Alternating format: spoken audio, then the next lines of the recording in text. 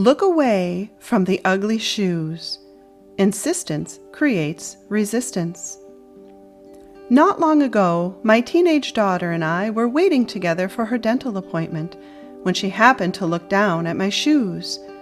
She then commented on how ugly and embarrassing they were. She couldn't believe I'd worn them out in public.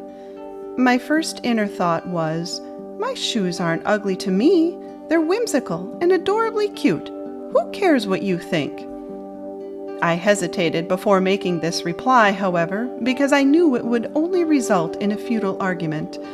Rather than responding impulsively, I paused for a few heartbeats, waiting for advice from the Holy Spirit. His response was, "Insistence creates resistance." I then decided not to insist my shoes were lovely, and these inspired words came to me instead. "Well then, if I were you, I'd look away from these ugly shoes. You'll feel much happier." And she did. And there was no conflict or argument, and neither did I invalidate her feelings, which were true for her. I only redirected her attention to how she happened to be feeling in the present moment, and she made another choice. In fact, we can do this with any thought we do not like. Look away. Redirect your attention elsewhere to something you do like. Each small positive thought will propel you onward and upward in an ever-increasing spiral of inner peace and unprecedented joy. This is not burying your head in the sand and denying there's a problem. It's only noting when you're having thoughts you do not like and deciding you do not want them. It's simple physics. If you're moving in a direction you do not like, walk the other way. If there's something you can do about the situation at the present moment, then stop for a breath before responding and wait to be directed from within. Do not be afraid to accept that sometimes the best action you can take is not to respond at all. Rest assured, any action directed by the Holy Spirit will always be the path of least resistance, which is the path with the least amount of conflict and the most joy.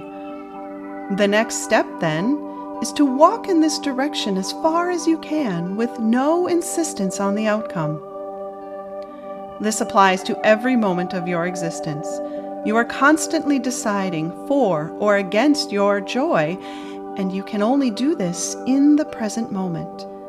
People often ask, how do I let go? How do I keep my mind in the present moment? I don't know how to release my anxiety, fear, disappointment, anger. The answer is to stop focusing on what does not serve your greatest joy. Look away from those ugly shoes. Then redirect your mind to something you do like and notice the gentle shift in how you feel. Most of what we think about, we can't do a thing about. It's done. It's over and gone. Or it's something based in the future. And again, you can only take action in the here and now. All of us can agree we want to arrive in the most preferable future possible, but there is only one way to get there. Change the vibration we're putting out now. We can only do this through our thoughts in the present moment. A Course in Miracles clearly describes the power of our thoughts in Text, Chapter 2, Section 6, Fear and Conflict. Few appreciate the real power of the mind, and no one remains fully aware of it all the time. The mind is very powerful and never loses its creative force. It never sleeps. Every instant it is creating. It is hard to recognize that thought and belief combine into a power surge that can literally move mountains. It appears at first glance that to believe such power about yourself is arrogant, but that is not the real reason you do not believe it. You prefer to believe that your thoughts cannot exert real influence because you are actually afraid of them. There are no idle thoughts. All thinking produces form at some level. Our outer circumstances, then, as such, do not matter.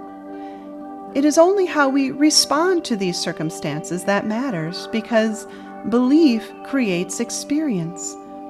Our beliefs set the level of our vibrations and are thus the voice of what we are asking for more of. Therefore, only our present state of mind in relation to the world we see matters.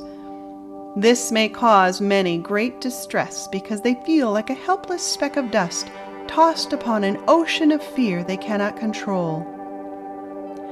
Fear not. There is no need to control anything. Simply notice when you are having such thoughts that feel unhappy, uncomfortable, or depressing, and simply accept you are having them. The second step is to decide if such thoughts are something that you want. Ask yourself, what purpose do these thoughts serve? Do I like the way I feel when I am having them? If the answer is no, then take the third step. Decide to stop focusing on them. Think the next positive thing. This does not have to be a monumental decision. We are constantly deciding in every second what we want to think and do. Do you prefer wheat bread or white bread for your sandwich? Do you want to take a left or a right on your walk? Should you wear green socks or red? Keep it simple. You may have to back all the way up to deciding whether you should take your next breath or not. It all comes down to what decision, what thought will cause even the slightest increase in your joy. Then something remarkable will happen. You will begin the positive journey upward and out of your despair. As you continue to practice this simple way of living in the present moment with a positive mindset, life will begin to increasingly manifest seemingly miraculous coincidences.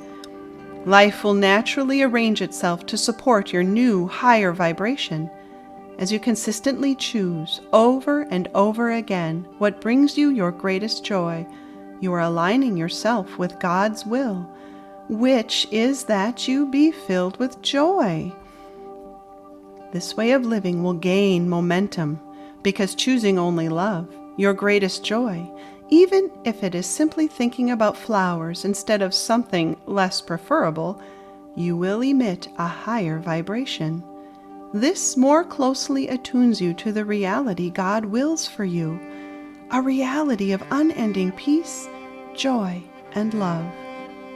However, there is one important thing you must remember. Do not insist on any specific outcome as you think of what brings you joy, which often is based on events we want to happen in the future. It's okay to think about happy things to come, but then, as soon as you feel your joy, let go of your insistence on a specific outcome. Stay in the present, because insistence creates resistance. By insisting on a specific outcome, you literally block your greatest joy from coming to you, because the outcome you insist on is often far less than what God wills. If the situation that manifests is initially not preferred, know that these things arise merely because something within you is still in need of healing. As you learn how to respond to these situations with grace, they will pass all the more quickly as the universe adjusts itself to your higher vibration. You will dissolve the energy of the situation, thus passing through rather than struggling against or resisting what you do not prefer in the present moment. You will then peacefully sail along on the ocean of fear without any worry you will drown in it. Remember that the present moment is your ship. Your thoughts are the winds that propel you forward, and the Holy Spirit is your captain.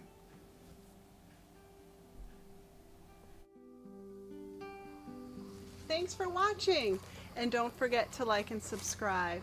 And I have so much more to offer you on my website, including my book, Awakening to One Love, my meditation cards, more videos just like this one, and my free monthly miracle-minded messages. In fact, nearly everything I offer is free. Why? Well, because I love you and I want to help you. So, check out my website, awakeningtoonelove.com. You'll find the link to it under the About tab in the upper right-hand corner of my channel. See you there. Thanks again, and peace be with you.